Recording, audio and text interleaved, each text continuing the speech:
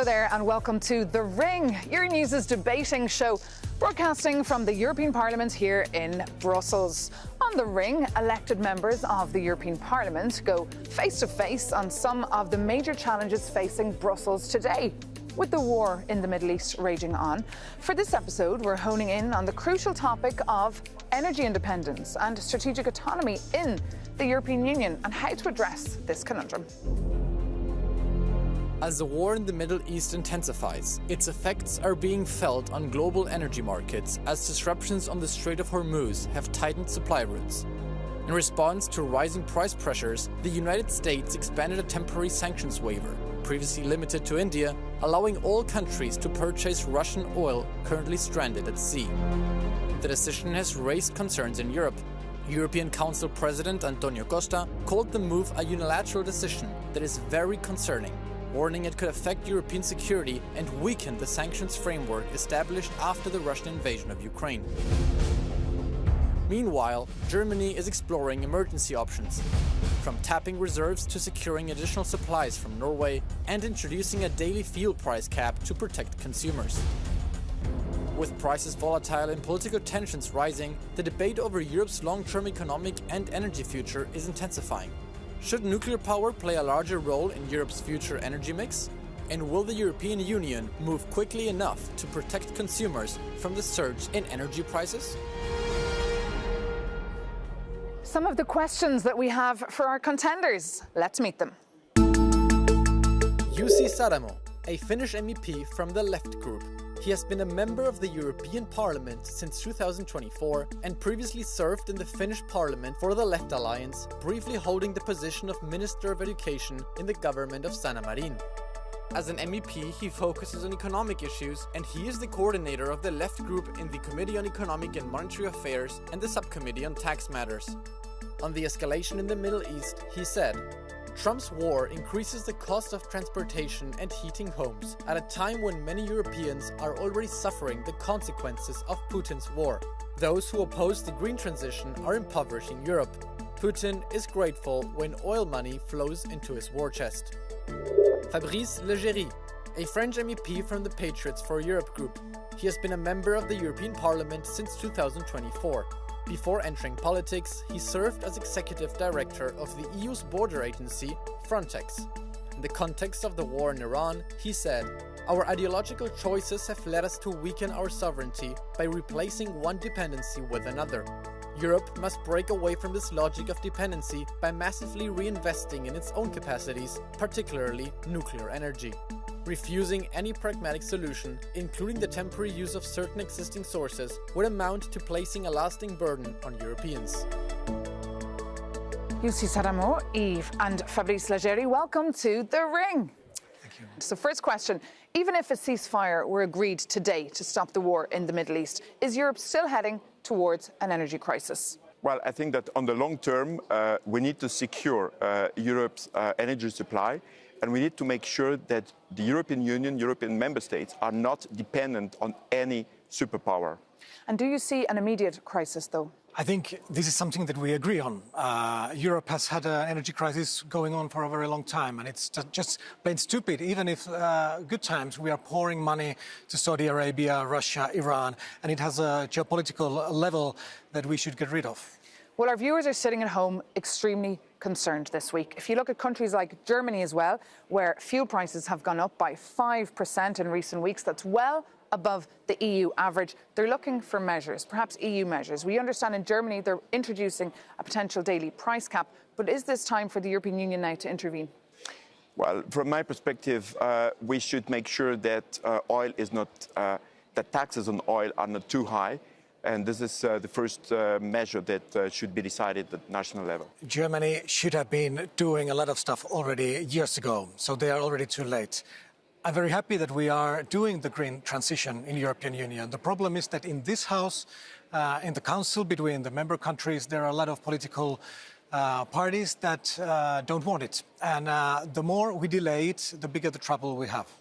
And of course, in the Netherlands, Dutch drivers are currently paying the highest for their petrol, around 2.17 per litre. That's huge. It's huge for every European driver.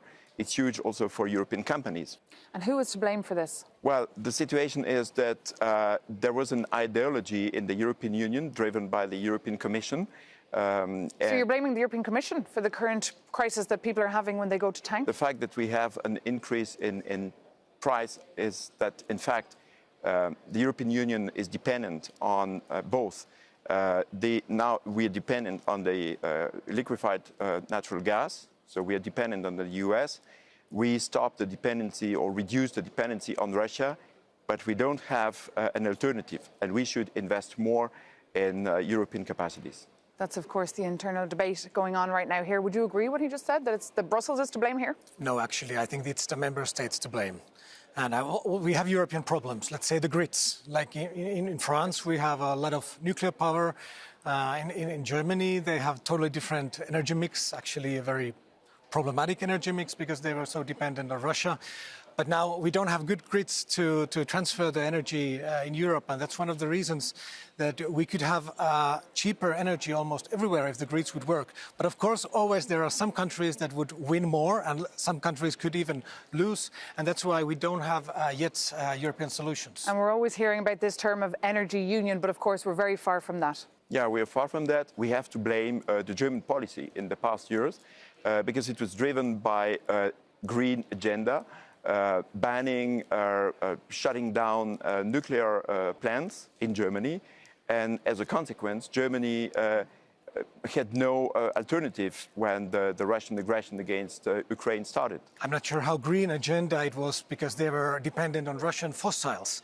And actually, so it's true that if you have already working nuclear power plant that could be used, like it still has a life, it's a bit stupid to stop it. But it's only a very small part of the problem. So are you in favour of nuclear? Was it a mistake for countries to start closing their nuclear plants? Well, I think if you have an old nuclear power plant that is working well, that it's safe, in this kind of situation where we're having the transformation, we should make the green transition more quicker, then it is not wise to shut it down. But thinking about building new nuclear power plants, actually we were building a French nuclear power plant to Finland, and it's one of the most expensive buildings in the world. Like it took so long to build, the same problems everywhere in the world. It's so slow, so expensive. If we want to answer to people's problems today, this decade, we need to build renewables, not nuclear power. Renewables. Public opinion, Fabrice, is divided when it comes to nuclear. In countries like Austria, they've had a referendum in the past saying they never want nuclear. Well, but public opinion are also concerned when the price of energy is so high. So they also have to be informed about the consequence of not being independent. And my concern is that Europe or European countries are not self-standing. They are dependent on other sources, on other third countries. And on that dependency, we saw Antonio Costa spend some of his week, of course, in Azerbaijan. This is the EU's plan to diversify their energy dependence. Is this a good idea? Do you support the fact that he's spending time and working with Azerbaijan? We can always find a new authoritarian dictatorship, new area where we can buy the oil, but the problem is the market. Like now, if we don't buy the Russian fossils, somebody else will do. So actually, the more we buy fossils, the bigger the problem is, no matter if we are responsible. And actually, I don't think that Azerbaijan, Saudi Arabia, Iran, Russia, even United States are countries that we want to pour our money into. Why don't we keep our money here in Europe and let's make more green energy? But in the interim, what do we do? Because it takes time.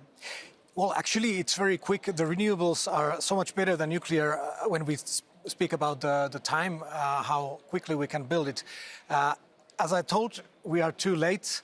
But it's a good time to start a very big time. And speaking of time, it's interesting what China has been doing. Massive energy stockpiles, aggressively building them over the last couple of years to protect themselves from oil shocks and geopolitical tensions. Can the EU ever catch up, Fabrice, with China? Well, I'm afraid that the policy driven by the European Commission put us in the hands of China. Look at the solar panels, for example. The solar panel industry has been completely destroyed in Europe. That's a pity. So I can agree that to a certain extent, we need to diversify the energy mix in Europe. But why don't we have in Europe our own solar panels? I think solar panels is something that we were the best in the world, and we are not anymore. Like the Chinese, they are building it so cheaply, so quickly. Actually, at the moment, we should not try to win the competition on solar panels, but many other issues. Like now we are fighting about electric cars, and this is a competition we cannot lose this competition.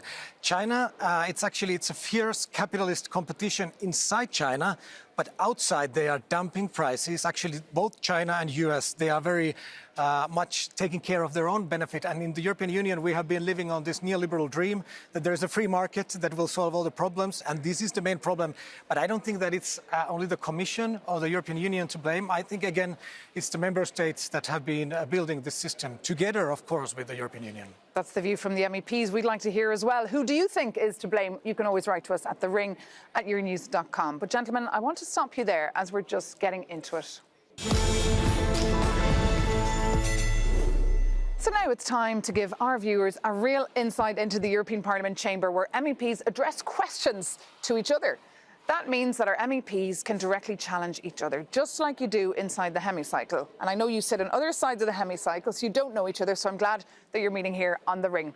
Jussi Saramo, the floor is yours. Okay, I would like to ask you, you have been voting against the proposal to phase out Russian gas imports. And we know that Russia is having a war in Europe, attacking us, and we are using a lot of money to secure ourselves from Russia. So how good idea is to support the Putin's war chest? Well, Russia aggressed Ukraine, and there's no question about that. The question is about the impact of sanctions on European citizens and European companies. And we do see hypocrisy because, for example, there are sanctions, but nevertheless, President Macron didn't stop importing Russian liquefied natural gas. So we think that we should avoid this hypocrisy, and we should just make sure that we secure our own needs. Very briefly, are you satisfied with that answer? Well, not actually, because I agree that there is hypocrisy in Europe, but it's not a reason to support Putin's war. If somebody else is hypocrite, why should we keep supporting the war? No, we don't support Russian war. As this was just said, there is India, for example, helping while circumventing EU sanctions. Even President Trump was hesitating about sanctions against Russia. So the European Union should wake up and look at its own interests and the interest of its own companies, its own consumers. And from my perspective, we should, let's say, not shift from one dependency on Russian oil to dependency on American liquefied gas or any other source. Fabrice, it's time for you now to address your first question. Well, what do you think about the success or the shortage of the green policy that has been implemented in the European Union? Well, it depends very much which country you talk about. I'm coming from Finland, and we have the cheapest or the second cheapest electricity in Europe, and we have been implementing the green transition very well. We have nuclear power, old nuclear power, and actually the Finnish government was dreaming, and they were already having the contracts to build more Russian nuclear power, which we were against because, and we were called Russophobes by the right wing. But when we talk about the energy palette, it should be broad. So we need the renewables, we need nuclear if you still have it.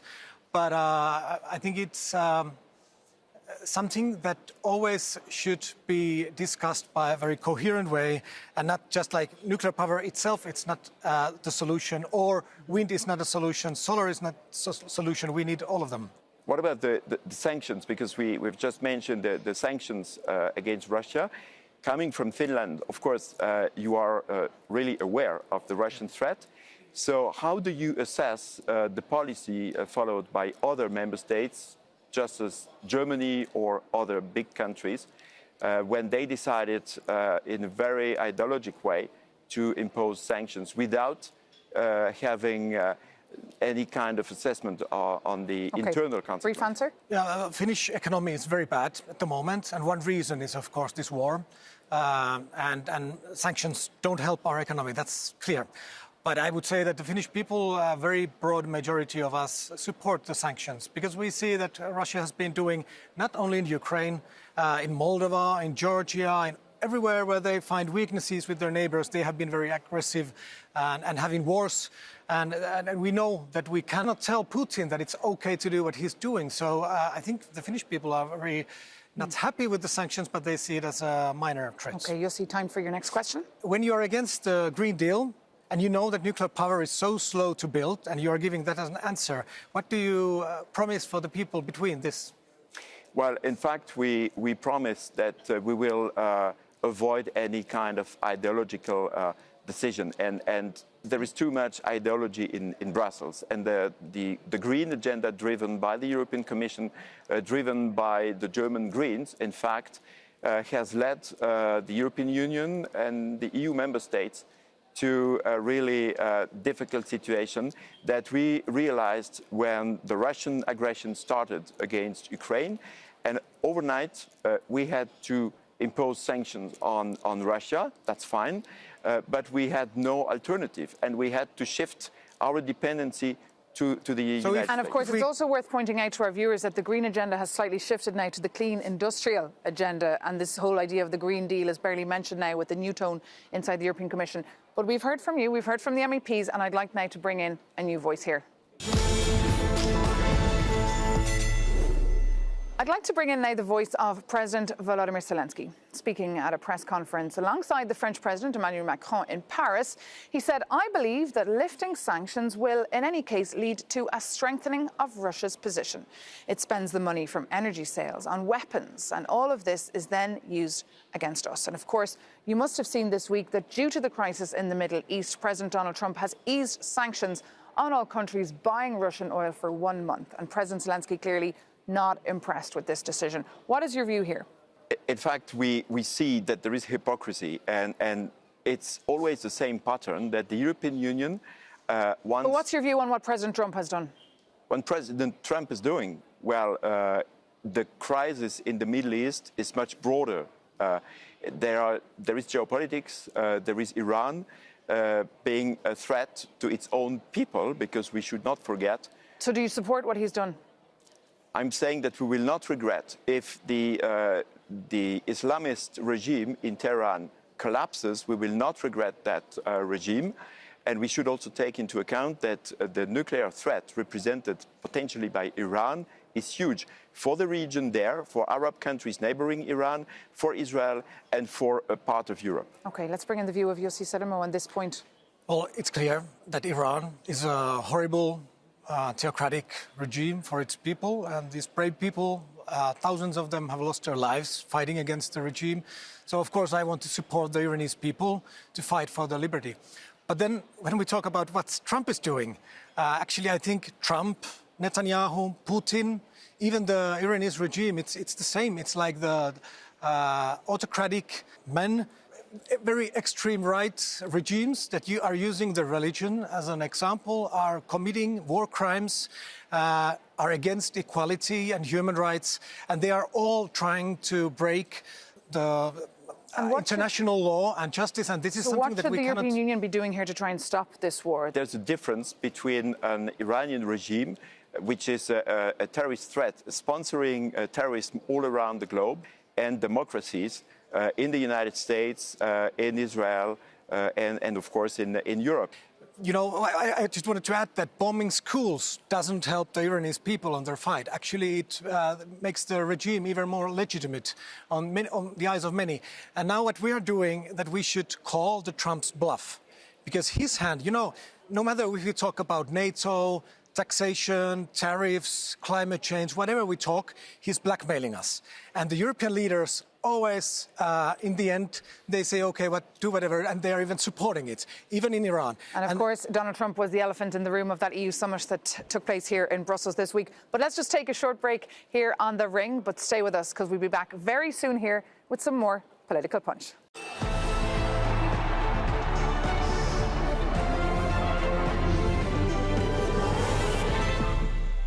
Welcome back to The Ring, Euronews' weekly debating show. I'm joined by MEPs Fabrice Leggeri and Jussi Saramo, and the idea here is to bring the European Parliament debates to your very sofa. This week we're focusing on how the war in Iran is affecting European consumers. As global energy markets react to disruptions around the Strait of Hormuz, trade flows are shifting in very unexpected ways. The US President Donald Trump has expanded a temporary sanctions waiver, allowing countries to purchase Russian oil. But who are the top buyers of Russian oil? That is what we're taking a look at. India with about 40%, China with about 30%, and then Turkey with 10% of the Russian seaborne crude. Sanctions, of course, have been a big part of the EU policies against Russia since the invasion. But the question is, of course, is Russia actually feeling it? Gentlemen, a reaction there to that data. Fabrice? Well, I'm not surprised by the figures. In order to make EU sanctions really effective, we should have coordinated our measures with other big players in the world. Is Vladimir Putin the big winner of this war? Definitely. The sanctions, even they haven't been working as well as we have been hoping, but the sanctions have been working on one issue, that the price that Russia has been getting has been very low. And now, after Trump's maneuvers, the prices are going up, what Putin is getting, and that's very bad for us. It's very bad for everyone. But now that the European Union has just this year signed a historic trade deal with India, does Brussels have more leverage now, perhaps, with counterparts there? Well, the problem is that President von der Leyen, President of the Commission, behaves as she had the power to be a big player. She compares herself with Donald Trump, with Chinese leadership and so on. But in fact, she has just weakened the position of the Would you agree with what Fabrice has just said? I agree, maybe with some slightly different reasons, but it's true. I said that we should call the Trump's bluff. And actually, he doesn't have as good hand of cards on his hand. What he's blaming, US is a superpower thanks to Europe. And if we say no, it's true if von der Leyen says no to Trump when he's blackmailing us. Trump doesn't care. But the markets, they care. And always when the markets go down, if Trump says, OK, let's put 80% of the tariffs, let's put it. In the end, it will be bad for us, but it will be very bad for the United States. And after that, the Trump has to listen to us. But this is the weakness. But it's not only von der Leyen. It's Merz. It's the whole EPP, this group that it's leading the European Union, that it's very weak and they should find their spine. We need to be tough players. And I think that if they are bargaining... But Ursula von der Leyen is trying to be tough. But when she's tough, you say she's overstepping her line. She is not, because she doesn't have a mandate to do so. So will the EU only work if we have a proper government structure with an elected president and proper ministers instead of 27 commissioners? Well, this is a very big discussion. Yes. But actually, I agree that we should, like we have now Orban, we have Fico, we have the fifth column inside the European Union. Some are playing for Trump, some are playing for Putin. And it's one of the reasons why Europe is weak, that we are so divided. And of course, you mentioned two very important leaders of Hungary and Slovakia, who, of course, are still very much reliant on Russian oil. That's why we've seen as well, and we've been reporting about for weeks here about that Druzhba pipeline, the big spat between Ukraine and Hungary. Orban's party, Fidesz, it's your biggest ally here in Brussels. Why aren't you pushing them to work for Europe and not for MAGA, not for Trump and Putin? Well, in the Patriots group, we have 12 nationalities, and the French members represent the biggest part of the But on that question? But on Orban, we say that, of course, when it comes to this issue about the pipeline, this shows that Europe is still dependent, and there is no alternative for Hungary to import energy. So we consider that this is a national issue in our group. We consider that international relation and foreign affairs is a sovereign national issue. But is it enough to hijack then the 90 billion euro loan for Ukraine? Well, we are against this loan because it's not, in our views, in the long-term interest of European citizens. Because that means that the European Union now is developing huge debts. And coming from France, I can see what President Macron did. So he increased French debt by 50% in the past 10 years. And we see a pattern now that President Macron has convinced, obviously, the European Commission and the Germans to develop also that at the European Union level. So that's our concern. It's not about Russia or Ukraine. It's about our own interest. I think it's all about Ukraine. If they cannot defend themselves, if they cannot feed their people, they will collapse. And that will be not just terrible for all the Ukrainians, but it will be terrible for the whole Europe. And we are always cleaning the mess that US is doing in Iran, Iraq, Afghanistan, wherever. This is something that we don't have to touch. Maybe we cannot stop them killing people. We cannot stop Netanyahu making genocide, but we should not support them. But when we are in Europe, we have to do all we can to prevent this kind of dominoes that Russia is having all their borders. But on that point, we can move on now to our fifth and final round. Are you all set? Ready. Ready. To finalise now, it is time for something a little bit different. I'm going to be asking our MEPs a set of questions, and you can only answer with yes or no. Is that doable?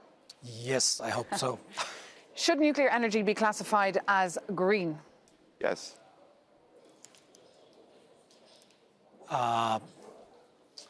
This is complicated, but let's say yes. Should all EU countries be investing in nuclear? Yes.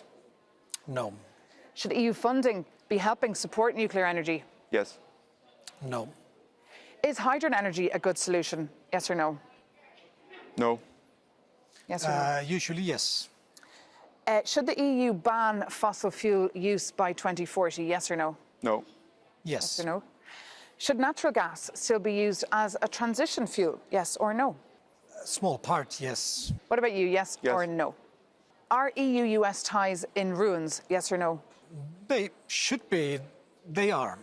Yes. What about you? Yes or no? No. And final question for you both. Will this crisis slow down the green transition? Should not. But it looks like we have responsible politicians, so yes. What about you? Yes. Yes or no? Well, that final answer does bring this edition of The Ring to an end. Thank you so much, Fabrice Leggeri and Jussi Saramo, for being our guests. It's been great to hear your views and your insights. But of course, what about you? Let us know what you think about what we've been discussing. You can write to us at thering@euronews.com and tell us how you feel about the current energy crisis and the role of the European Union here. Take care and see you soon on Euronews.